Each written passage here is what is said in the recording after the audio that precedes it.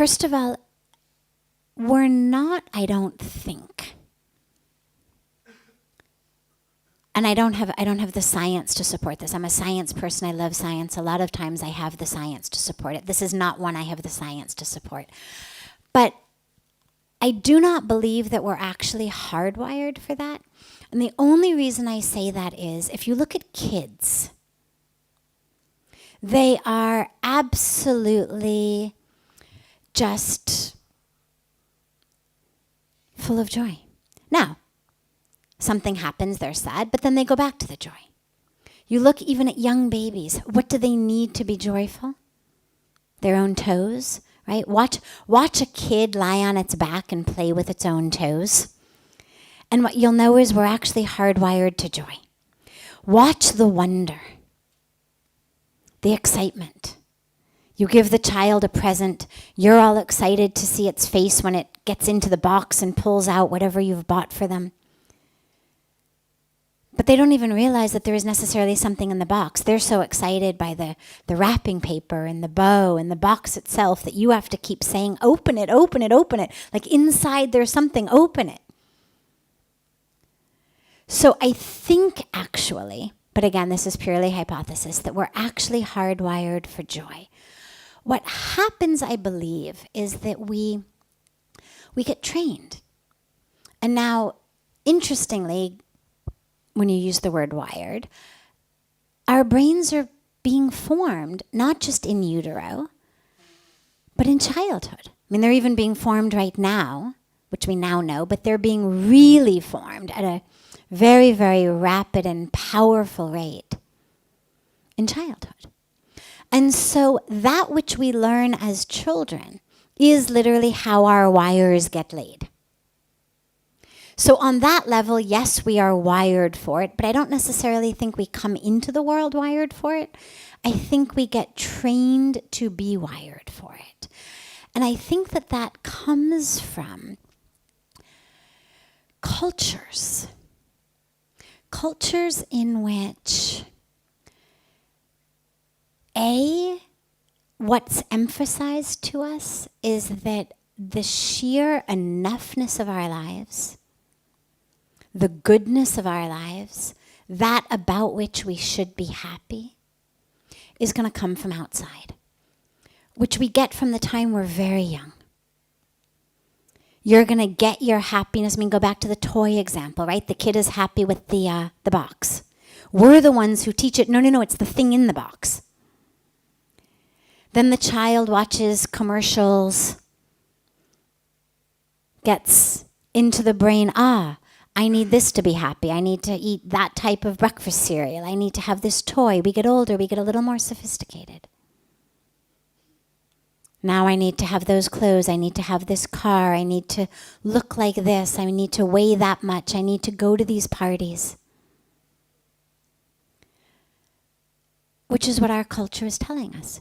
Literally, I mean, if you dissect every single TV commercial, every single magazine advertisement, every single billboard, what we are being told, this is how marketing works, is who you are is not good enough. You can't possibly be happy until and unless you have the thing I'm trying to sell you. Now, from business, it's just business.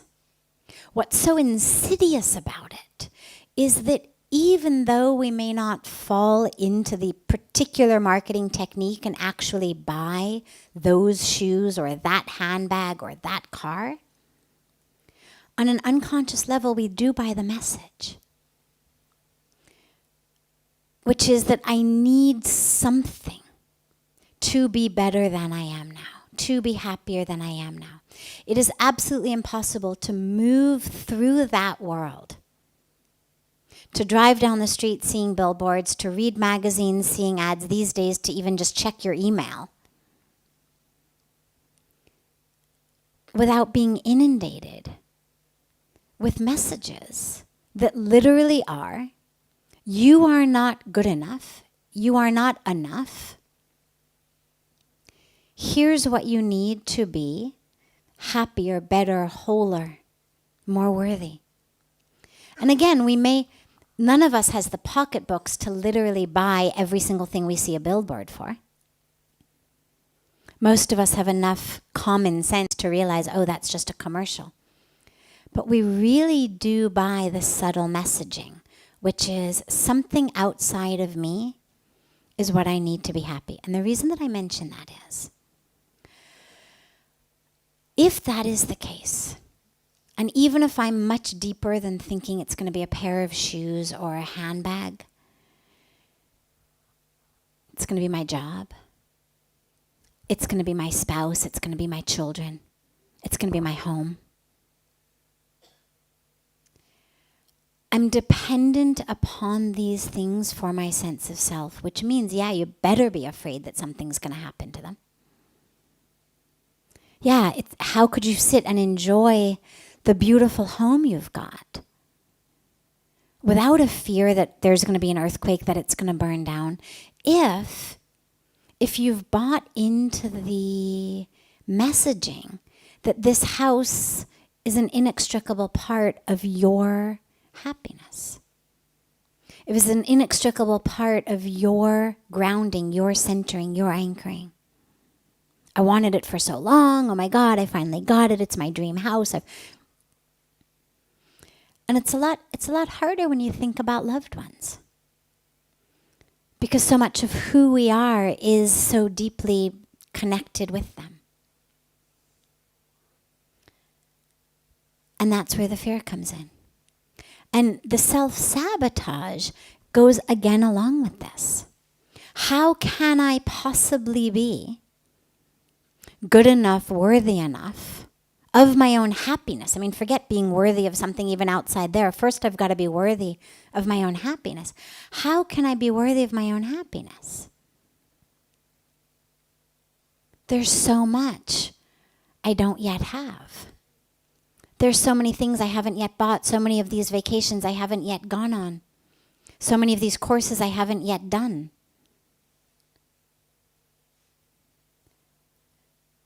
That we literally don't feel ourselves worthy of that. And this is where courage comes in. You know, courage, one of the things that I love, that I share about it, is the word literally comes from the same root as the word cœur, which means heart in French. And so courage literally is about having an open heart, which is why experiencing joy takes courage. Because in order for me to really feel joy, I have to open my heart. And when my heart is open, then I actually experience my own enoughness. I actually experience within myself the love and joy. Yeah, you may have catalyzed it. Falling in love with you may have been that which catalyzed my ability to experience love within myself. But that love now exists in me. You go to the market, I don't feel any less love, right? I mean, the air conditioner gives us cold air. The amount of cold air you experience is directly proportional to how close you stand to the air conditioner. If it were on, of course. You get far enough away from it, you no longer feel any cold air at all. Because it's coming from that machine. But the love that I experience by loving you is actually in me. And the way I know that is it doesn't dissipate depending on how far away you are. Go to New York, go to California, I still feel love. Because in loving you, what it's done is it's pulled literally the cap off of my inner geyser of love. And now that's flooding me. But it's inside me. Similar with joy. Yeah, being with you has enabled me to experience joy.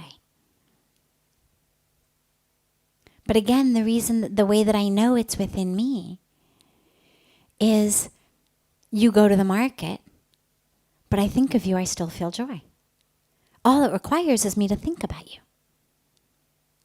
which means it's in me.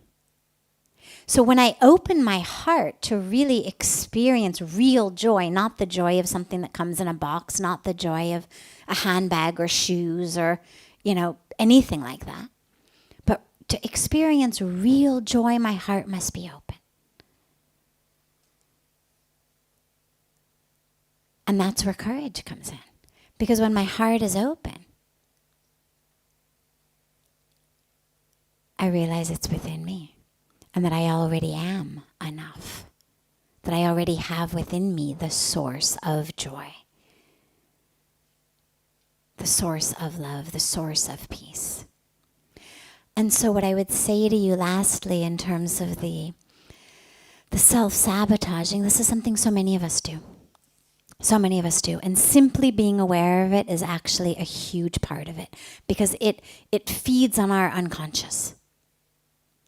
But I would go a little bit deeper, because we each do it for slightly different reasons. Each of us has internalized in a slightly different way, in a slightly different language, you don't deserve your own joy. You're not enough. How dare you experience so much?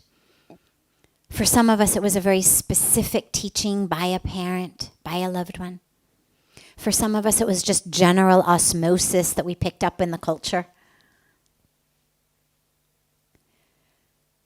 But do a bit of introspection of within you where that voice came from that said, "You're not enough. How dare you? Who do you think you are?" Or, who is it you're protecting by staying small? Is there a relationship in your life, currently or in the past, but that you're still psychologically connected with, in which someone else or your relationship with them would be threatened if you stopped needing them so much, if you stopped being so weak, if you stopped being so dependent, if you stopped being so small? Who are you protecting? What relationship are you holding on to? And these are rhetorical questions because I don't know your particular situation, but these are the types of questions to ask yourself.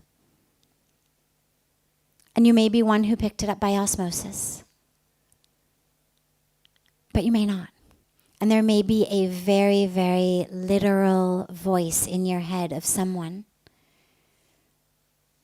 who still matters to you psychically, whose voice you're giving space to in your own psyche. Someone with whom the relationship would be threatened if you no longer bought the unspoken agreement, which is you don't go too far. And so ask yourself, meditate on that, introspect on that, and just constantly try to bring an awareness into it. And when you're in moments of joy, try, instead of allowing the mind to do its "when is the other shoe gonna drop" thing, try to be as out of the mind as possible and as in the body as possible. What does that joy smell like? What does it feel like? What does it look like? So like if I'm in a moment of incredible joy of hugging my beautiful daughters, the nuns who have come to visit us, which is my big source of joy these days. So if I'm in a big group hug with them, instead of allowing my mind to say, "Oh my God, soon they're going to have to go," which is what most of us do, it's, can you smell it? Can you see it? Can you feel it? Be in the body. It'll pull you out of the mind and more into actually being able to to soak up the experience. And again, since you used the word hardwired, I'll bring just a moment of neurology, which I love, into it. It literally creates much, much stronger neurological patterns in our brain, which means that we're much more able to go back there again when we're pulling in experience from all of our senses. It's how the brain works. If I can smell it, if I can feel it, if I can see it visually, it's going to create a much deeper groove in my conscience, my consciousness. Which means it's going to become much more a part of who I am, and I'm going to be able to go back there again. So in those moments, try to just stay out of the mind as much as possible. Be in the breath. What does your breath feel like in joy? What's the I'm in a moment of joy breath? And just keep bringing yourself out of your mind into the breath, into the senses, and soak it up. And that'll help you hold it, and it'll calm the mind from doing that. And once you figure out where for you the voice has come, turn around and talk to it. Wherever it came from, whoever's voice it is, even if it's just the culture, even if you're turning around and talking to your culture. Sorry, guys. Know you've got to make a living. I'm not anti-shopping, not anti-eating, not anti-taking vacations, but not going to buy your message anymore. I'll buy your shoes when I need them, not to make myself feel fuller. I've found on a personal level that a little bit of humor goes a long way in our own psychological, spiritual processes. That taking ourselves a little bit lighter and with a little bit more humor, not making light of it, but being able to see it with light, with a little bit of humor. Okay. Yeah, my 5th grade teacher. So nice to see you again. It's been, 30 years? How you doing? I'm so sorry you were going through the divorce while you were teaching my 3rd grade class. Nice of you to take it out on all of us and convince us that we were just as worthless as you felt. But I'm not going to hold it anymore. Yeah, you pounded it into my brain with all of those hours I had to spend in the corner for having the audacity to have a free thought while you were going through a divorce. But I'm not going to buy it anymore.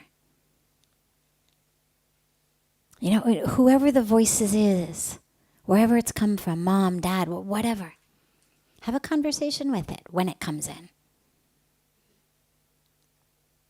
This is a private party now. It's me and joy. I'll be with you in a little while. Give me half an hour. I'll come back to you. So you're not pushing it away forever. Nothing inside us likes to be pushed away, but just, I'm going to be in joy right now. I'll come hear whatever you have to say in a little while. Okay. Yeah, sure. It brings that which takes place on the subconscious and unconscious level into such a conscious aspect of our lives that it tends to lose that power over us. The unconscious and subconscious can only keep sabotaging our lives or hurting our lives as long as it's unconscious. When we bring it into the light, it tends to just sort of shrivel and melt.